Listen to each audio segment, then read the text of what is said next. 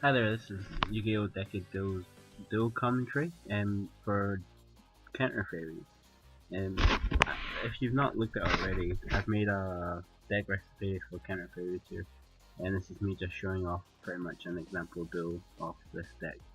Unfortunately though, it's kind of like a bad hand. This is unfortunately one of the few times that I have actually pulled up a bad hand.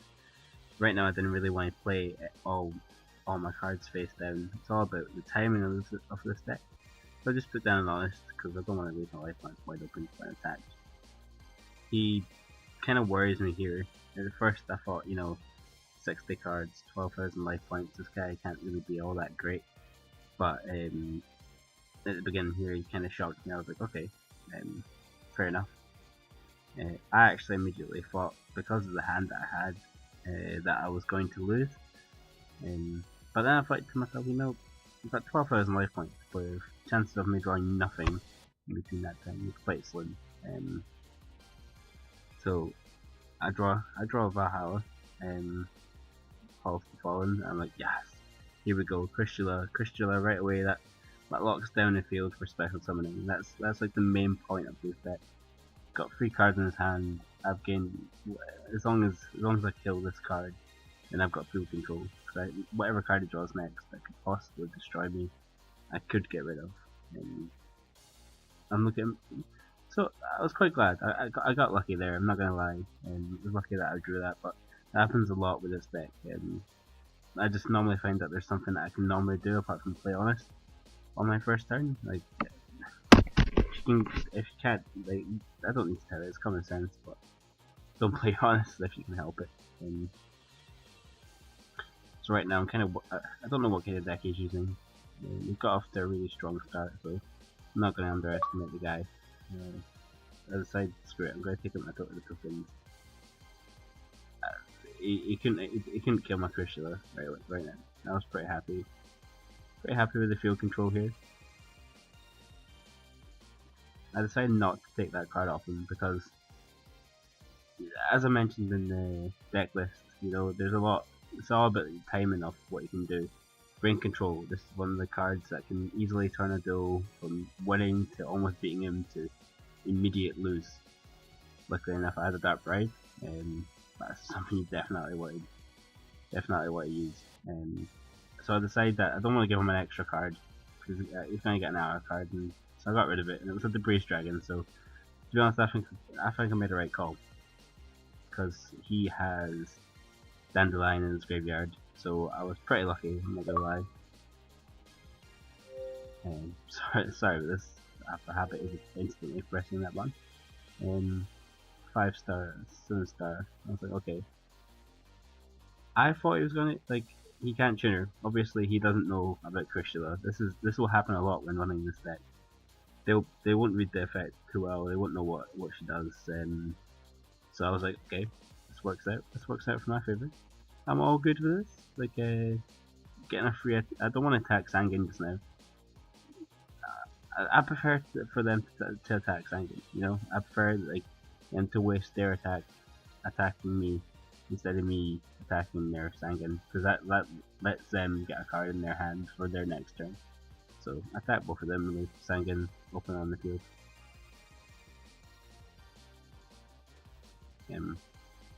Besides, actually might as well play that. Now I've got field advantage here.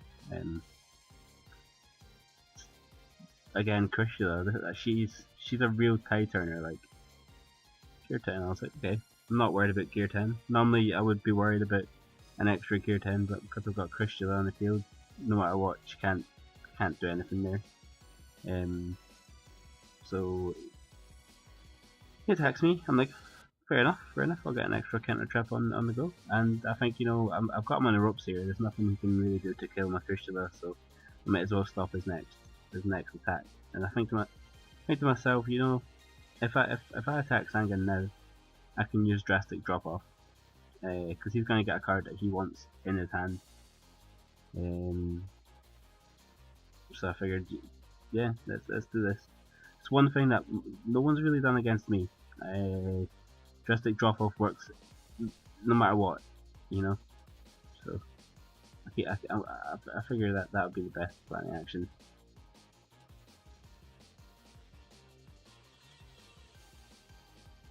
As mentioned in the deck recipe, it's all about your timing with drastic drop-offs. Unless you need the draw power, I wouldn't activate it unless you really need it, or unless you've got your opponent on the ropes.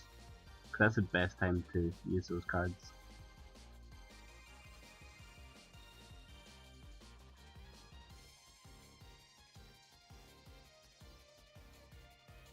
And like, let's attack Sanguine now.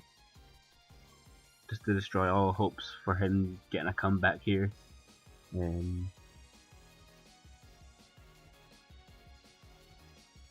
60 cards as well. Again, instantly as soon as I seen 60 cards, either 12,000 life points.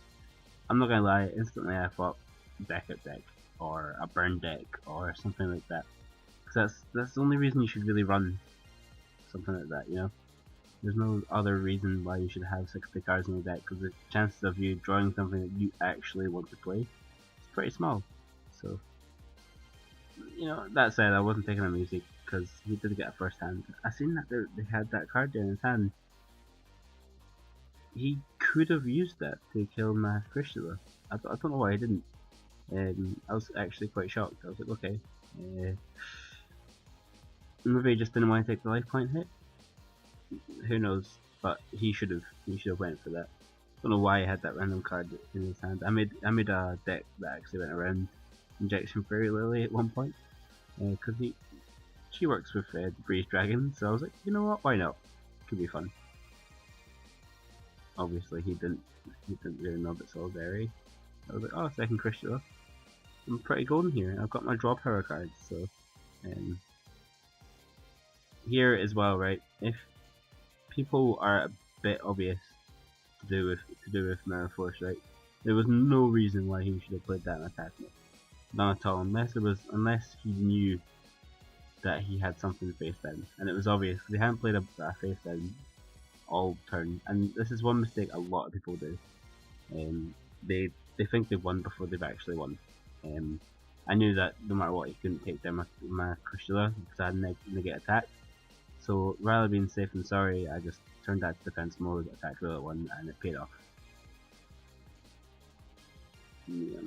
That's a nifty card. I was so glad to have negate attack on the field. Here we go. That's just an example of the draw power. So I'm like, okay, if he's going to try and take down put my Crystula back to my hand. So it's time for some Mirror Force. One thing I can't get through to you like enough, and I know this is not a tips and tricks video, but don't be obvious with your traps. Like, that was extremely obvious that whatever his face down was able to stop me. Maybe if he had put down defense mode, I would be a bit less cautious. But the fact that he played a monster face up and there was no way he could have beat me was a bit obvious that whatever he had in his hand was something he could use. 9 times out of 10 that will be a Mirror Force. Everyone should run them in their deck. There's no reason not to have one Mirror Force in your deck. And it paid off. Still got Crystula on the field. So now he's going to do. I figured that he's going to use Joe. Yeah. Even if I did let him attack, I would have won anyway. So